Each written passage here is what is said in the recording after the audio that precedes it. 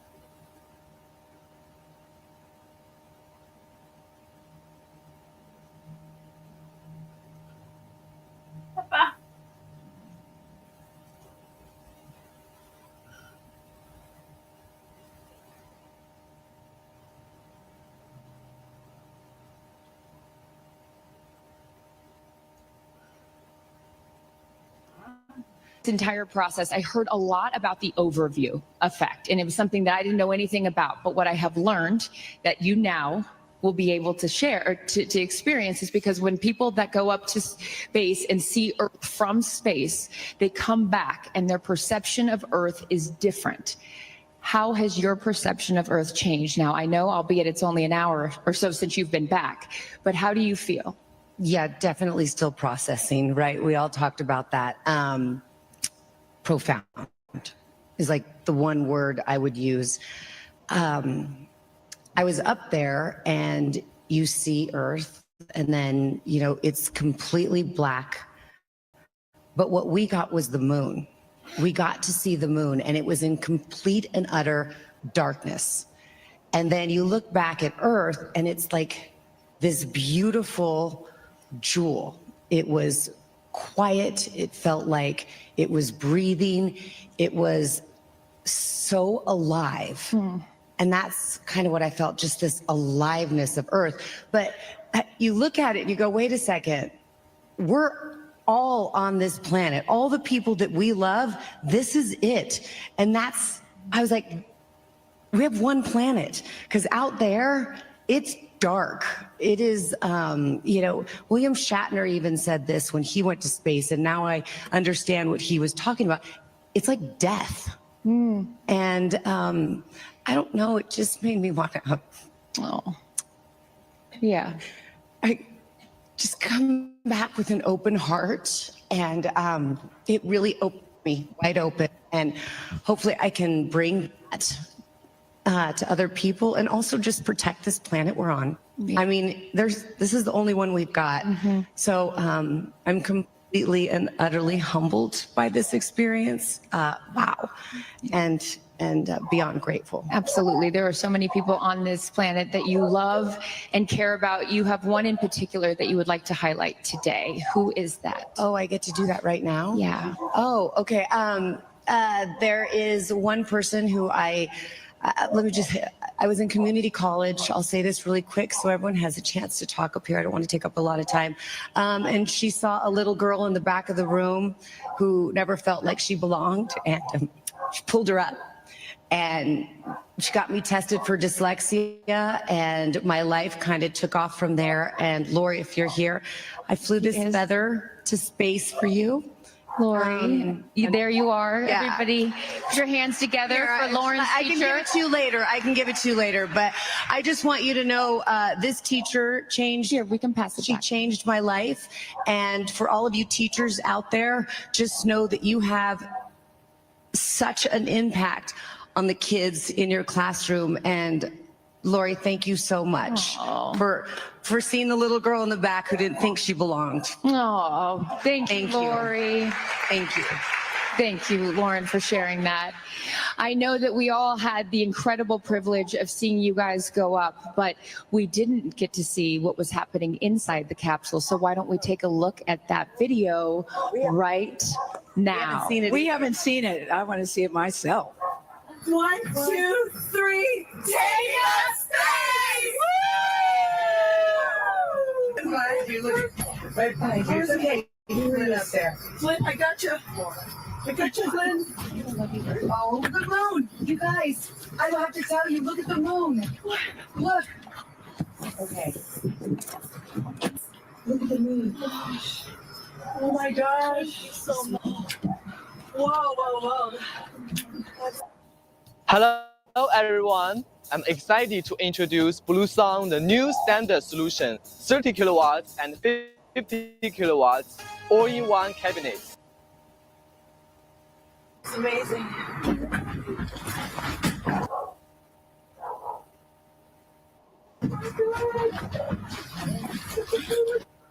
Wow. Oh, gosh, that's good.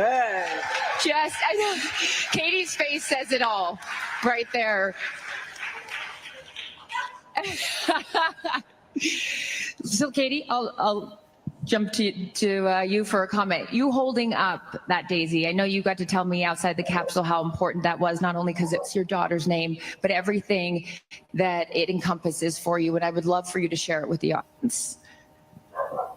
I don't know if I can cry anymore.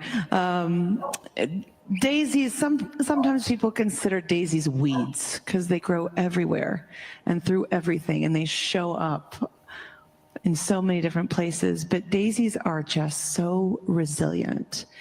And flowers for me, I believe, are like God's laughter and God's smile. And I brought a daisy because I have so much love for my daughter Daisy, and I have so much love for Mother Earth. And I believe you can see the beauty in the Mother Earth in a single resilient daisy. That's why I brought it. It's beautiful.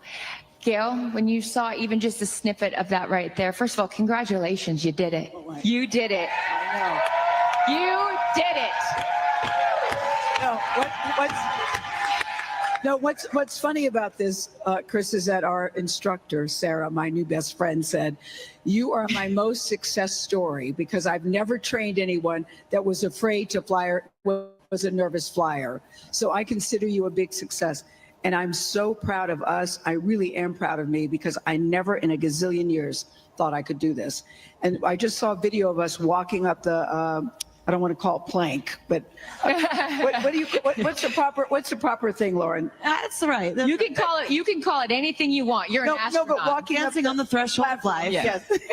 Walking up the platform and people are ringing the bell and everybody's smiling and I'm just walking in. And it's because at that moment, I was so afraid. I just wanted to get into my seat because I just wanted to let the training kick in. I just wanted to get inside the capsule and sit down. So the process of walking up there was a little daunting for me. And I got a text from a friend who's from Germany. So, you have to appreciate the sense of humor. He says, once you get there, you're going to feel like it's sex with the gods. Well, that's never had sex with a god to my knowledge, so thank you for the visual. I didn't think that, but I did think that all the stuff that you hear about the blackness and the blue is it's a neon blue, and it's still and it's quiet, and we were all feeling this experience together. I know I will never forget it. So for me, it just says to me, if I can do this, I was telling these guys, I might even now get my ears pierced. I've never gotten my ears pierced because that hurts. But I walked out of there thinking, gosh, I can do anything. I can do anything. Oh. And when you get out and they say, welcome home, never felt and sounded so good. Oh, that is it's so amazing. And you just summarized so many different things because so many people are afraid of a lot of things. Yes. But your fear was a big fear. A big fear. And so for you to conquer that and do it with such humility and such vulnerability too, instead of trying to act tough, instead of trying to act brave, just be who you are. And Lauren, you always talk about this. Who you are is enough. If you are there, then you belong. And guess what, Gail? You belong in the astronaut club. Oh, thanks. I still struggle with that word. Because I know Mae Jemison is here. Sion is here. No, I know. I know. I honestly can't feel astronaut title yet. I'm very glad to be part of the club. But I look at these women and I go, wow, wow, wow. But I'm so happy to be a member in any kind of way. Absolutely. Carrie Ann, when you watched that video, what did you think watching it back and then have, again, just a short amount of time to process everything that's happened to you, but how are you feeling right now? I'm feeling a lot more calm since the first time you and I spoke. I felt a sense of peace up there. I think I blacked out during most of it, except for when I was looking out the window, which is really what I wanted to get out of it. And as everyone has described, the vast darkness of space, it's a color you cannot describe. It was very important for me to see the moon and look down on the earth and know that the people that I love the most were down there. It was a pretty transcendental moment for me. But I think, one of the biggest things actually as a filmmaker is I almost felt as if I was watching a really intimate film. And I wasn't only a witness to that film, but I was also the storyteller. Beautiful. Did it feel like you were up there for a long time, or did it feel really quick? One of the things during training that I said that really surprised me was it felt like our quote 0G time was really long, and I knew I was going to have a lot of time to look out the window and go upside down. And it went so fast. Yeah. It went so fast. I see all you guys shaking your head. I could have taken 2 more minutes. Oh, now the one that didn't go up now wants to stay up longer. My gal. 2 more minutes. 2 more minutes. We'll take that back to the blue team. She would like to increase this experience. Yes, by 2 Dave, I minutes. would have liked 2 more minutes. Amanda, I know this is a lifelong dream of yours, and now it is a dream fulfilled. Now that you can say that you've had this experience, and to Audrey's point earlier, you will be asked about it over and over again. When I ask you, how was it? What is your response? What a beautiful world we have. And when I looked over it, all I could think, yes, the science was done. And that actually is a dream in itself. You know, I think one of the happiest moments, this is going to make me sound like a nerd, and I am, so I own that, was when I found out that we could operate the science inside the capsule. What do you instead of mean by that? Because I'm not. Originally, my experiments were going to be passive payloads, which I'm also very see the data from that, but to be able to do that and operate it while we had our moment in microgravity was such a phenomenal dream for me. And the person who had to sacrifice that in order to find justice was able to do that. So that in itself was a dream come true. But I did get to float my zero-G indicators. I showed both of you. Yeah, but I had the great luxury, but I know that the audience doesn't know what you had. I would love if you shared it with them. Yeah, after I left the hospital after my rape kit, I wrote down a promise to myself, never, never, never give up. I taped it to my laptop and looked at it every day as I thought.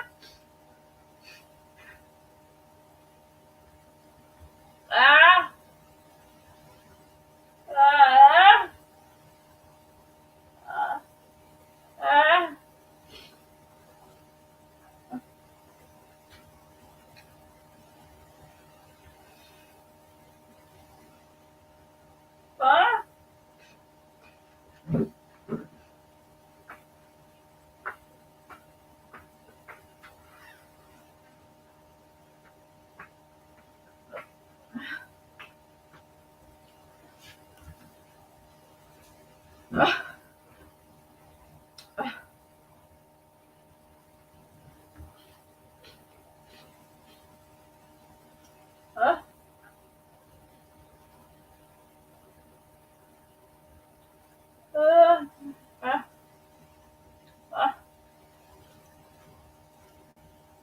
for my rights. And that was my zero G indicator, looking at it over Earth.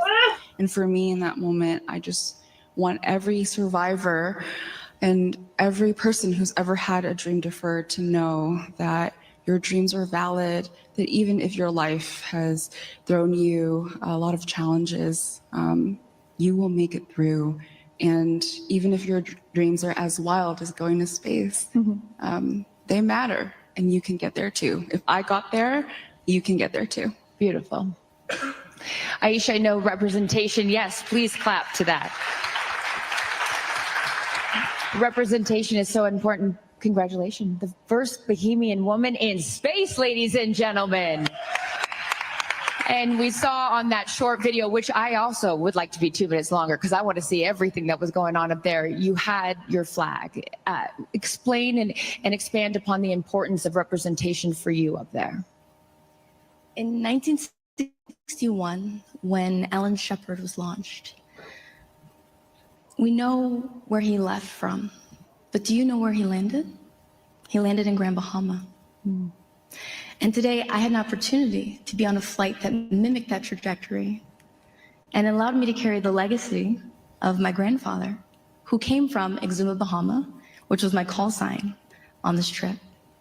And it carried the flag of the Bahamas as a powerful reminder of the past, the present, and the future of space.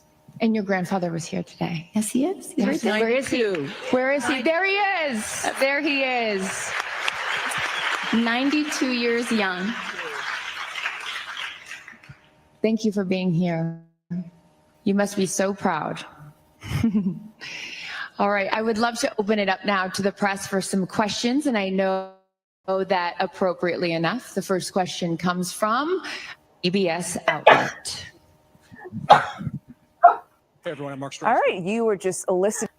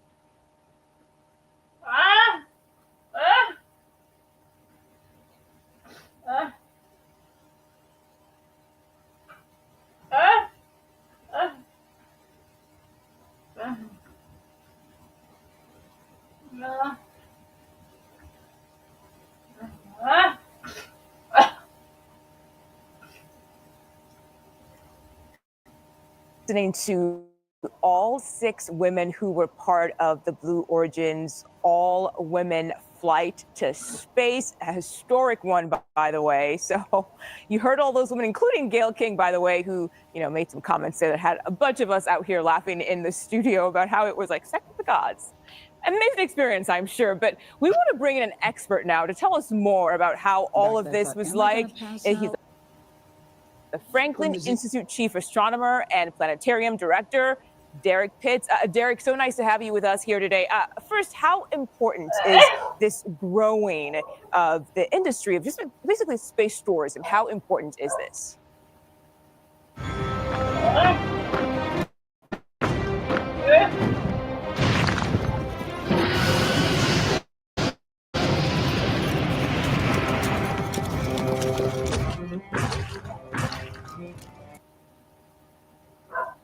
Well, this actually is fairly important because of the fact that what it's doing is it's expanding our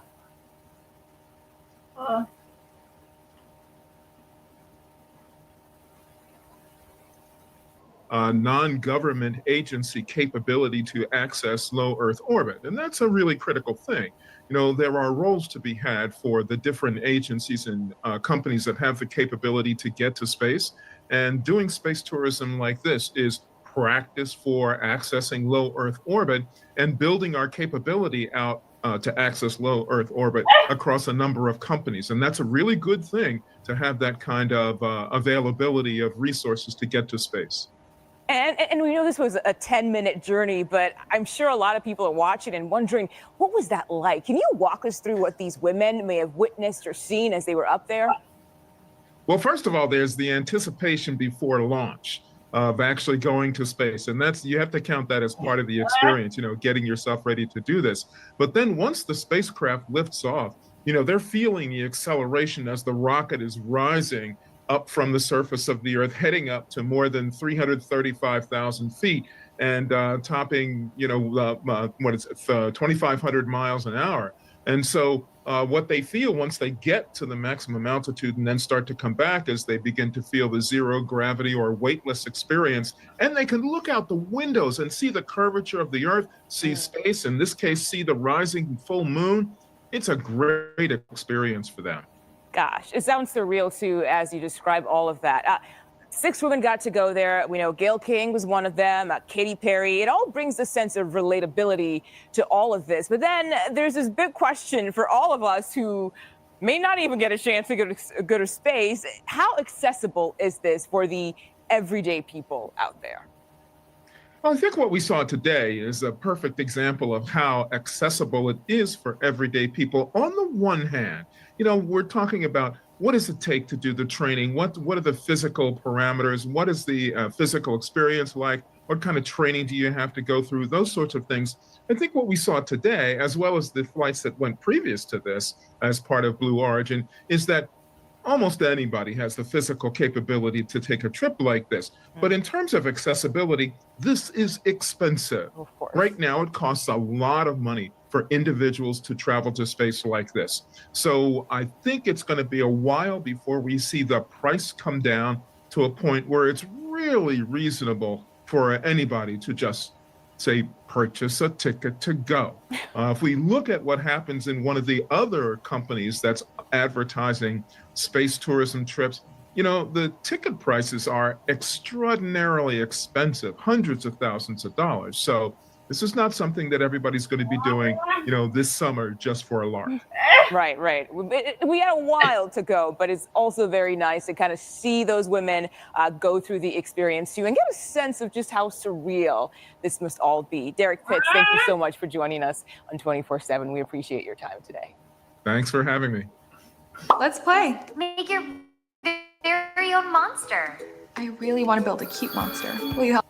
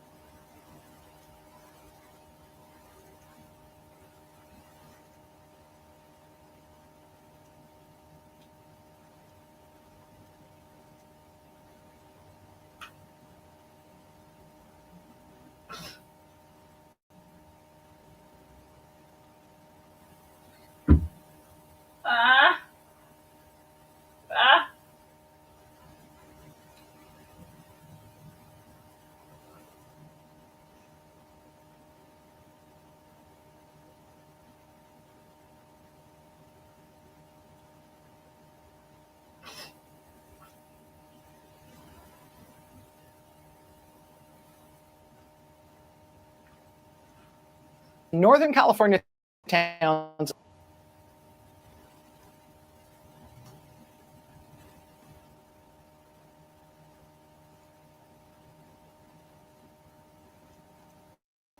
of Palo Alto and Menlo Park and Redwood City, there is something going on with the crosswalks. And not like the part of the street that's blocked off where you walk across in the crosswalk, but actually at the pole on the corner. You know, when you want to cross with the light, you get to the crosswalk, you push the button on the pole to tell the system that you want to cross. Northern California is one of the places where when you push that button, an automated voice usually activates, right? Telling you to wait until it is safe to walk. But in these at least 3 Silicon Valley towns as of this weekend, this is what started happening when you hit the crosswalk button.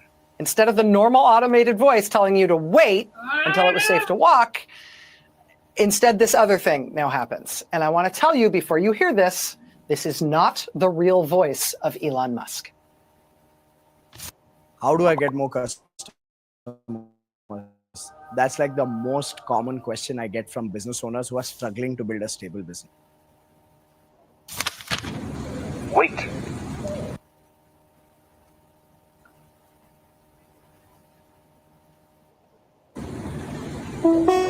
Hi, this is Elon Musk. Welcome to Palo Alto, the home of Tesla engineering. You know, they say money can't buy.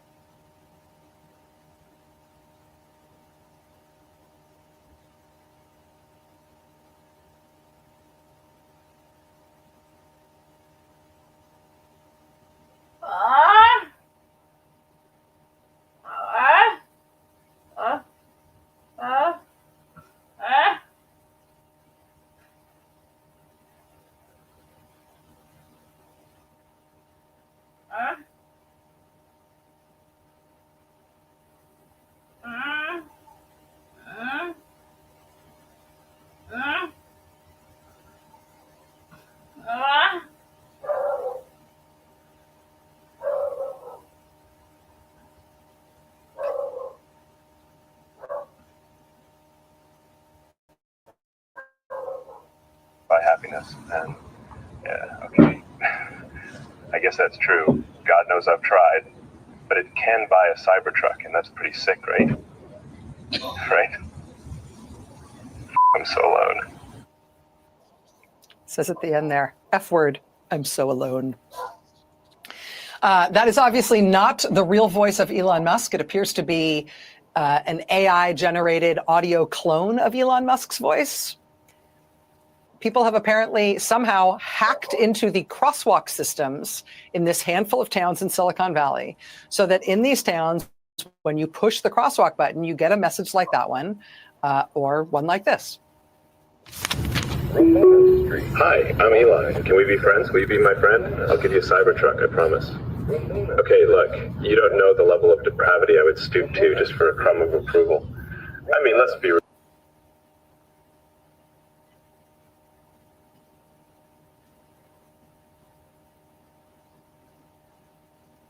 It's not like I had any moral convictions to begin with, right? Again, that is not Elon Musk's actual voice. Somebody has apparently used AI to make these fake messages that sound like Elon Musk's voice. There's another one that says, hi, this is Elon Musk. I'd like to personally welcome you to Palo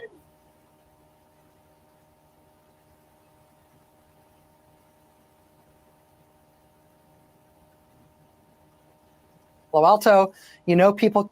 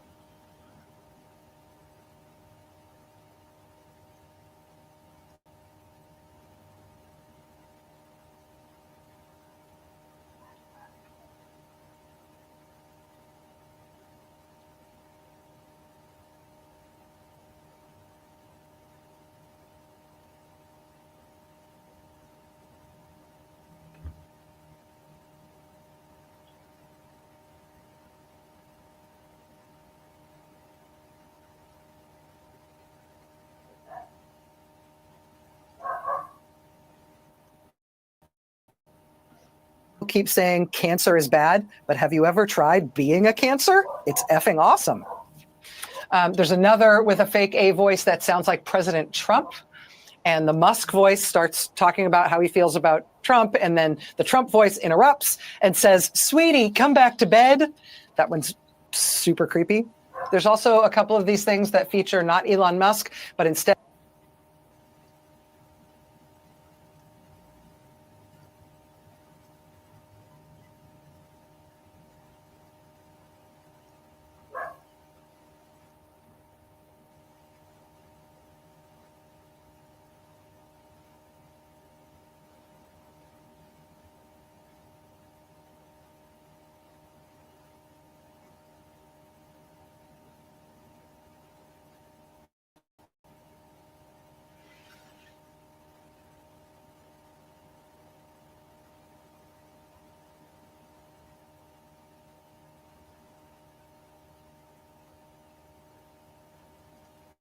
the fake voice of Mark Zuckerberg. Zuckerberg in these fake AI generated recordings, claiming credit for undermining democracy and making life miserable for trans people and, quote, cooking our grandparents' brains with AI slop. So there's been reporting on this from NBC7 in the Bay Area and the San Francisco Chronicle and Palo Alto Online, and also from The Verge.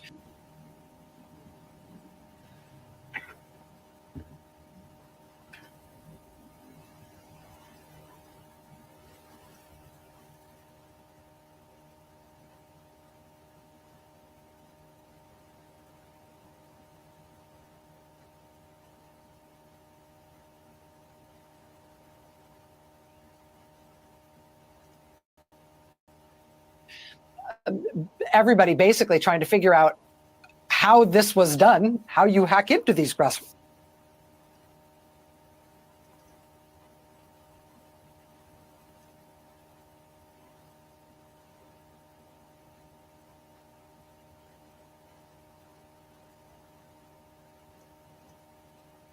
Crosswalk systems and who might have done it. I don't think anybody's trying to figure out why they did it. Motive seems pretty obvious. May I also introduce you to the free Tesla debadging station that was set up this weekend in Seattle, Washington. Now, there was an anti-Trump, anti-Elon Musk protest this weekend at a Tesla dealership in Seattle. There's been a bunch of these in Seattle in recent weeks, of course. There were a bunch more all over the country this weekend and even today. We'll get to that in a second. But at the Seattle Tesla dealership anti-Trump, anti-Musk protest this weekend, they did something a little different. People also showed up there and set up what they called a free debadging station for your Tesla, for people with, quote, Tesla regret. How do you take the badge, meaning like the emblem, off your Tesla? Well, you use a heat gun or a hair dryer to warm it up, soften it up. Then you use some fishing line to basically kind of cut through the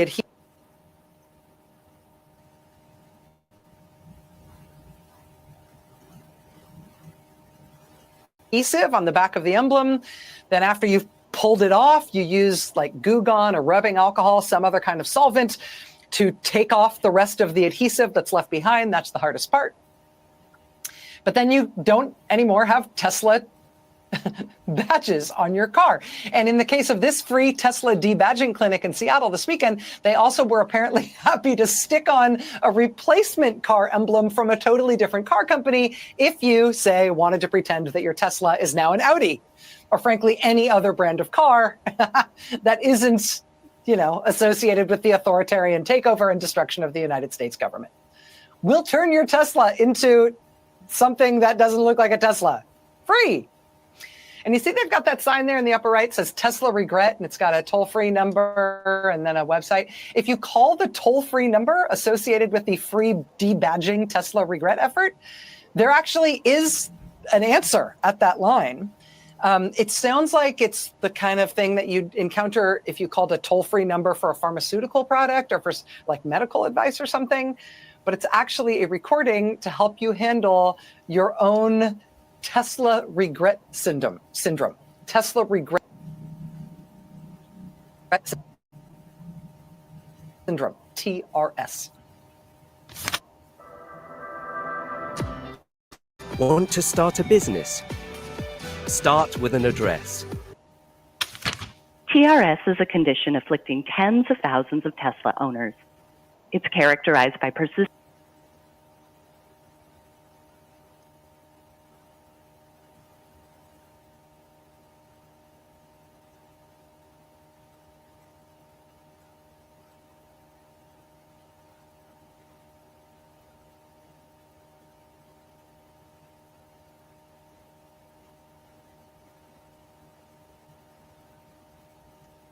feelings of deep discomfort when driving a Tesla you bought because you cared about the future, only to find that the CEO is a fascist megalomaniac out to destroy the U.S. government.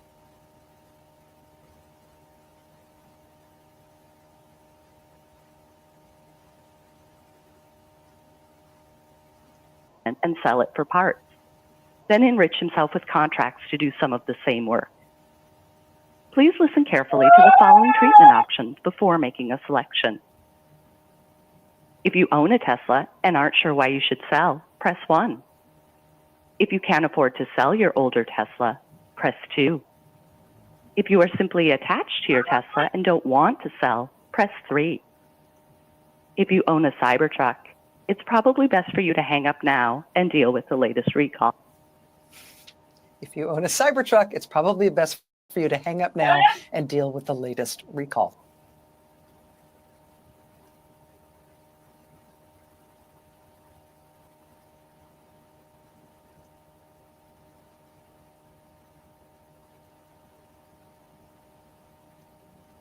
Before making a selection. If you own a Tesla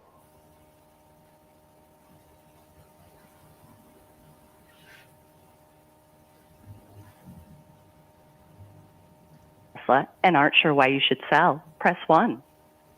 If you can't afford to sell your older Tesla, press 2. If you are simply attached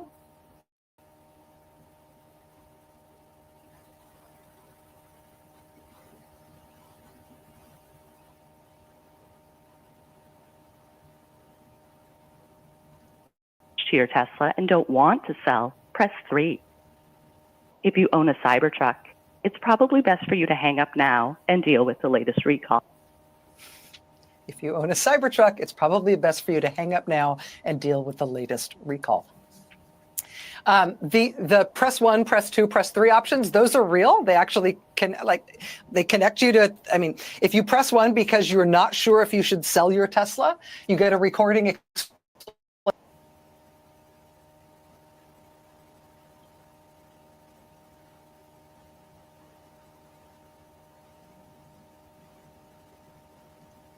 explaining that it will make a difference because if you sell your Tesla, because flooding the market with used Teslas will bring down the price of all Teslas. It will make them all lose value, even the new ones.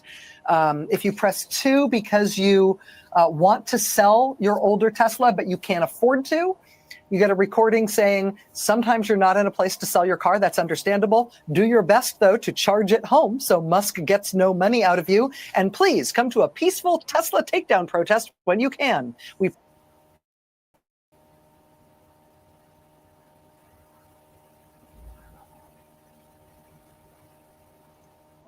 promise you won't be the only Tesla driver there. So that's if you press 1 or if you press 2.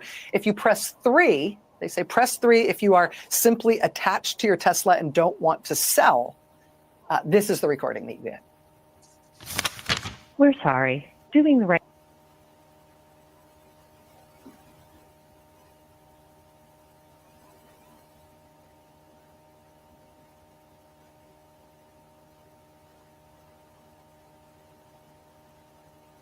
thing is hard sometimes.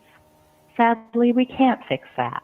But we can tell you that people who choose to completely excise Tesla from their lives report feelings of calm, satisfaction, and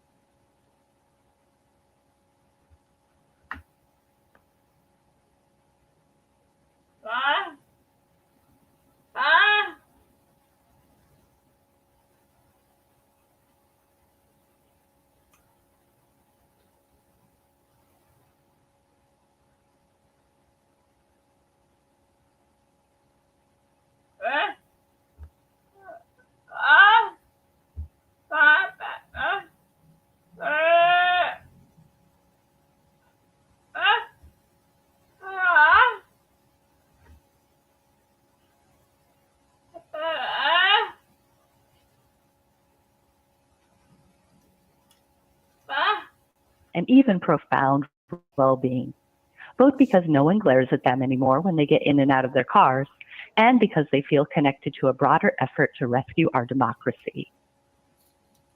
The Tesla Regret Syndrome Hotline. So Seattle, Washington really kicking it up a notch as of this weekend by pairing their anti-Trump, anti-Musk protests outside Tesla dealerships now with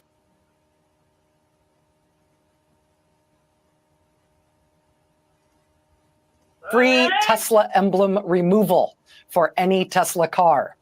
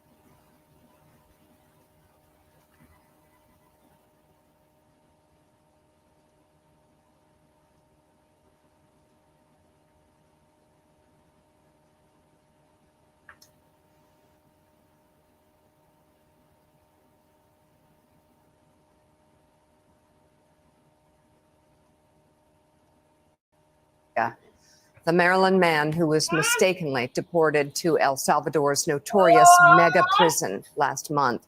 El Salvador's president met with President Trump at the White House yesterday amid the administration's sweeping immigration crackdown. Despite repeated calls for Abrego Garcia's return to the U.S., both leaders made it clear he won't be coming back.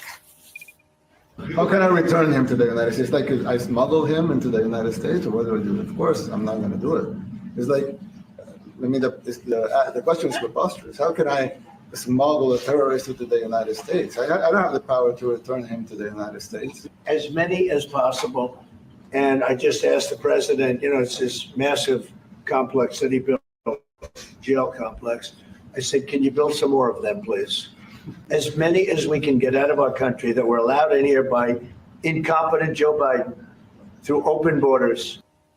Willie, of course, and Mika, Abrego Garcia has never been charged with any gang-related crimes. And in 2019, an immigration judge actually barred him from being deported to El Salvador, saying he'd be harmed there. The Justice Department has acknowledged, Willie, time and again, he was deported because of an administrative error. Now, last week, the Supreme Court directed the Trump administration to facilitate his return to the United States. But here's the thing, though, Willie, there was ambiguity there. And it's ambiguity that a lot of people were talking about beforehand, where they said, help facilitate the return. And then in another sentence, they directed the district court judge, though, to make sure you respect the president's ability to be commander in chief and run U.S. foreign policy. Obviously, basically giving an escape route for whether it's the president or Stephen Miller to say, hey, the Supreme Court agreed with us. And this is something that Danny Zavala said last week, which is, you may think this is a win for Garcia. The Supreme Court's going to look at this and say it's a win for them. And that's exactly what they did yesterday. Yeah, and President Trump and others in the room yesterday sort of misrepresented what the Supreme Court did actually say in its ruling and said it was purely on our side. So leaving that ambiguity gave them the opening to say we won that case. President Trump then in that meeting yesterday kind of went around the room asking members of his cabinet to weigh in on the deportation of Abrego Garcia. Listen to what Attorney General Pam Bondi, White House advisor Stephen Miller, and Secretary of State Marco Rubio had to say. First and foremost, he was illegally in our country. He had been illegally in our country. And in 2019, two courts, an immigration court and an appellate immigration court, ruled that he was a member of MS-13 and he was illegally in our country. Right now, it was additional paperwork had needed to be done. That's up to El Salvador if they want to return him. That's not up to us. The Supreme Court ruled, President, that if, as El Salvador wants to return him, this is international matters, foreign affairs. If they wanted to return him, we would facilitate it, meaning provide a plane. So, as Pam mentioned, there's an illegal alien from El Salvador. So, with respect to you, he's a citizen of El Salvador. So, it's very arrogant even for American media to suggest that we would even tell El Salvador how to handle their own citizens as a starting point. As two immigration courts found that he was a member of MS-13.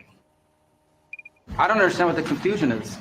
This individual is a citizen of El Salvador. He was illegally in the United States and was returned to his country. That's where you deport people, back to their country of origin, except for Venezuela that wasn't refusing to take people back in places like that. I can tell you this, Mr. President, no, the foreign policy of the United States is conducted by the President of the United States, not by a court. And no court in the United States has a right to conduct the foreign policy of the United States. It's that simple. End of story. Let's bring in NBC News senior Homeland Security correspondent Julia Ainsley and NBC News national security editor David Rode. Good morning to you both. So, David, what did you hear in those comments as they sort of went around the room? Donald Trump opened the floor to his cabinet. It's this, I would say, odd sort of performative loyalty test in terms of repeating the same talking points, many of which don't, correctly describe what the Supreme Court ruled or the facts of what happened in Abrego Garcia's case. He was never convicted in a full court of being a member of this gang. And these judges, the Supreme Court itself isn't trying to take over American foreign policy. They're simply saying to the Trump administration, you deported this person to El Salvador and now bring him back. They're not trying to dictate a broader thing, but it's just a strange dynamic. And you see this over and over in cabinet meetings where these cabinet members have to sort of say these things fervently. And maybe they believe them, to be fair, but it's unusual. Julie Ainsley, what's your reporting on this? Obviously, there was another deportation flight even after the 9-0 ruling. And also, what questions are you looking at as it pertains to this, quote, mistaken return of Abrego Garcia? Yeah. I mean, Mika, so I'm looking forward. I think the most jarring thing that came out of that yesterday was when President Trump said that he was asked President Bukele to build 5 more of those prisons because he wanted to continue to use it, not just for people who are in the country illegally or may have crossed into the country illegally, but for anyone who he deems a very violent criminal. That could be U.S. citizens, Mika. He was asked specifically about naturalized U.S. citizens. I think a question for Trump is, would he consider sending people who speak out against his policies? Would he consider sending foreign students there? I think there are a lot of lines that we haven't asked him if he's willing to cross when it comes to this policy, because now they're really using this as a scare tactic in order to drive down numbers at the border. And as we'll get to later, if they can't deport enough people, this could be an ultimate tool. That's exactly what Kristi Noem said when she went and stood outside of those prisons in Sicat and El Salvador, is this could be your future if you come into the United States. And then further on what happened more recently, just this weekend, they sent 10 more people to El Salvador. And it's not clear. We just got the news from a tweet, a post on X from Marco Rubio. It's that they sent 10 more people to El Salvador. And instead, we don't know whether or not they complied with the Supreme Court order when they were weighing in on a separate part of this policy.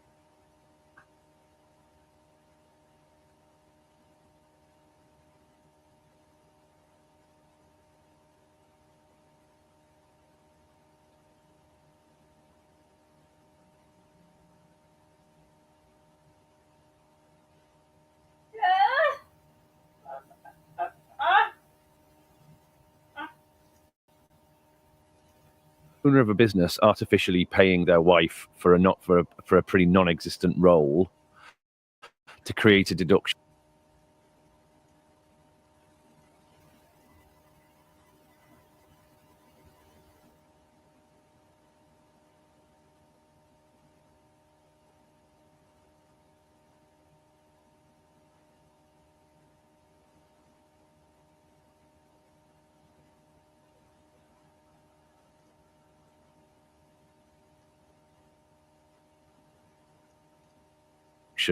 Because she's not got any other income, so she won't pay tax on that, and that'll save an element of tax. Now, artificially converting what we call income into capital, because we don't tax capital in Gibraltar, we only tax income. Those kinds of things would be tax avoidance.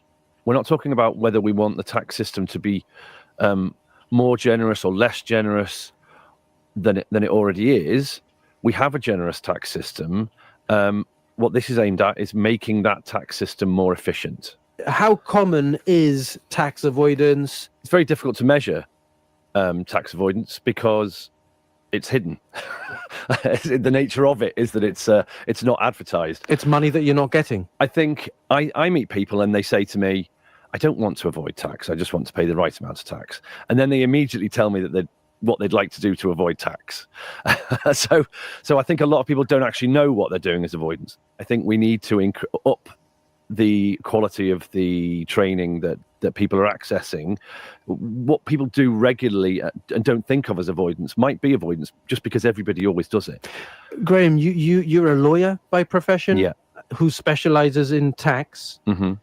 Who else is able to give tax advice? So there's a bit of a gap in the regulation here in Gibraltar. So lawyers are allowed to give tax advice, and employees of audit firms are allowed to give tax advice.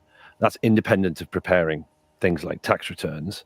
But chartered tax advisors do not have a regulatory route in Gibraltar, which is a massive gap, and GATA has been talking about. We're very much in favour of greater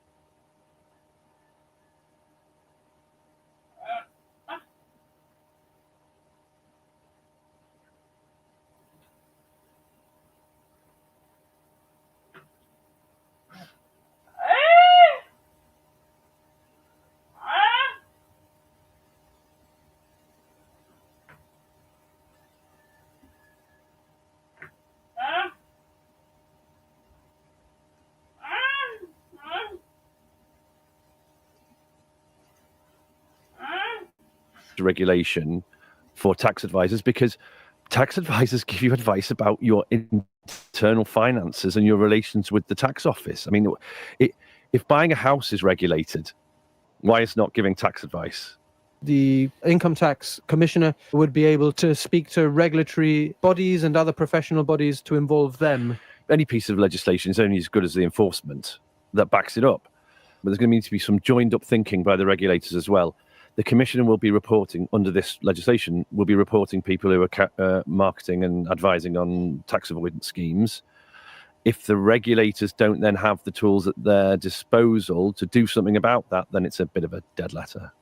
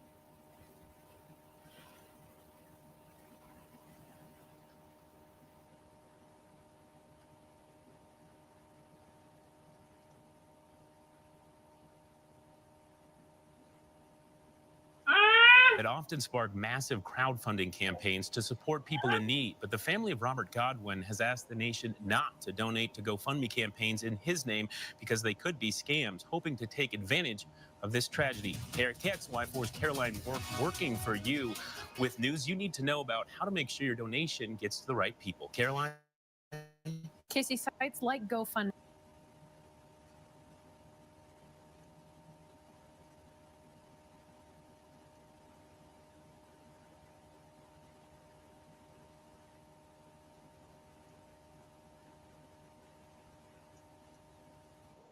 have totally changed the fundraising game in the past couple of years. And as touching as it is to see people all over the world come together to help strangers, it's equally horrifying to find out there are people out there using someone else's tragedy for their own gain.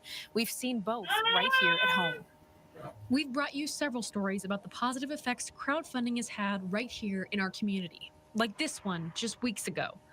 A GoFundMe page raised thousands of dollars for the family of Lizzie Knudsen, a Deer Park mom killed in a car wreck that also injured her daughter. Cannot convey to you enough how much everybody's support has meant over the last 2 weeks. Once, the Spokane community used the site to try and save its beloved donut parade. It even bought former SCSO canine officer Laszlo a bulletproof vest. It's those kinds of stories that highlight the good crowdfunding can do. But online fundraisers expose vulnerability, which scammers will pounce on. Anytime that, whether it's a single person or the general public or, a certain population that's being affected, they are going to take advantage of that situation. It's exactly what Robert Godwin's family fear could be happening following his murder. We've gotten word from Mr. Godwin's family that there are several GoFundMe accounts set up not by the family. Or closer to home, what did happen when 3 people were killed in a Lake Coeur d'Alene boat crash last year? A woman started a GoFundMe page for the families, but instead bought a tanning salon. She's devastated everybody, taken away the faith. All those hundreds of people that donated their time, their money, she's slapped them all in the face. Donating to a cause is great, but how do you make sure your money gets where it's supposed to go? Just take a minute and step back and say, what is the best use of my money and how am I going to get it to that person or where I want it to go? It might be awkward, but the Better Business Bureau says just ask. Take that extra step of verification.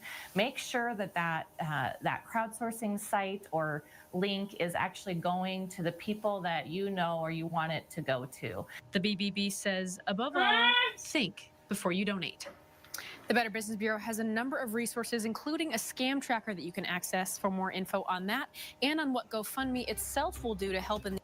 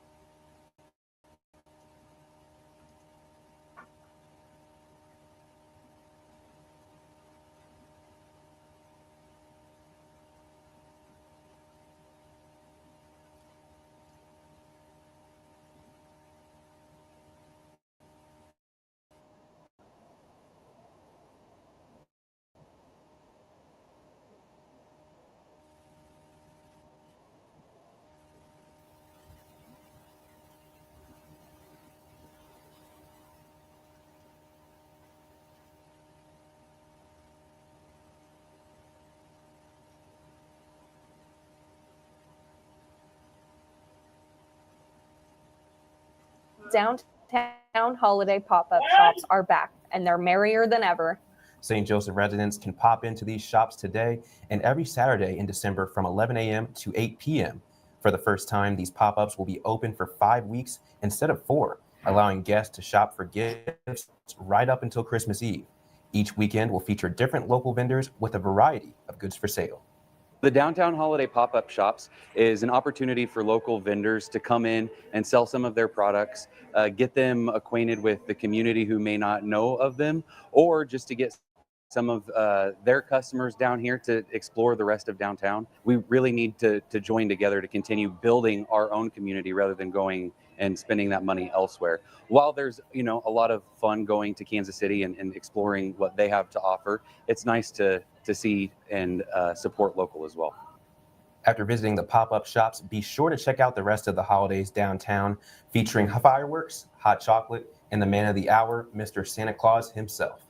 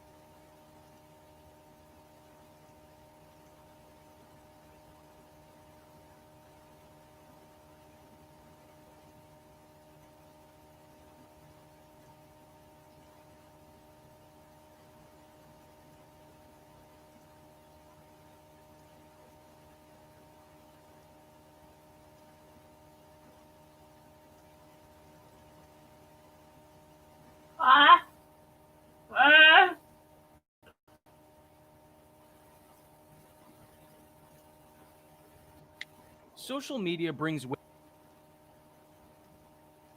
it plenty of ads. Las Colinas' Ronnie Lewis knows all too well.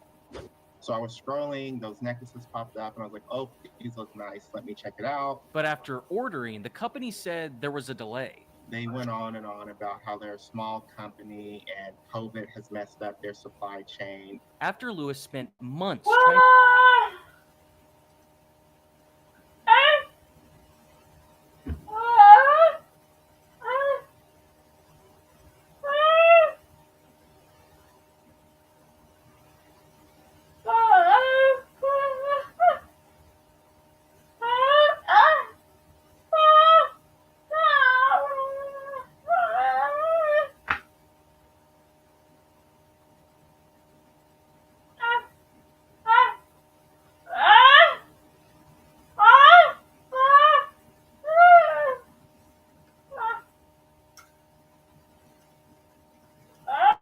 to cancel the order, the company's website went offline. No necklace, no refund, no more communication. Shannon Wolf also recently clicked on a social media ad for some jewelry. Clicked on it and it takes you to a website for K Jewelers. But when she got her receipt, it was in a different language from a different country. Wolf says the ring that eventually arrived wasn't the one she ordered. It had a bunch of like metal, like the prongs were like the metal wasn't properly done and the metal was covering the stone. According to the Better Business Bureau, North America is projected to reach more than $380 million in online retail scams in 2022. A lot of times the hook is it's a very rare item that you are in search of. It's hard to find, hard to get. And these scammers will often dangle low prices on social media. Before you plug in any payment information, definitely scrutinize that website and make sure that you are where you think you are. Which Lewis says he plans to do, so he doesn't have to go through his current situation ever again. Having to wait months on end and then everyone just go radio silent is a pretty unfortunate event. In Dallas, I'm Jay Wallace.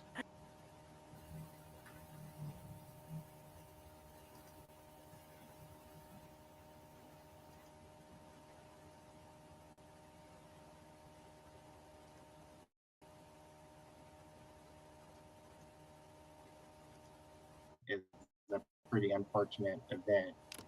In Dallas, I'm Jay. To go through his current situation ever again. Having to wait months on end and then everyone just go radio silent is a pretty unfortunate event. In Dallas, I'm Jay Wallace.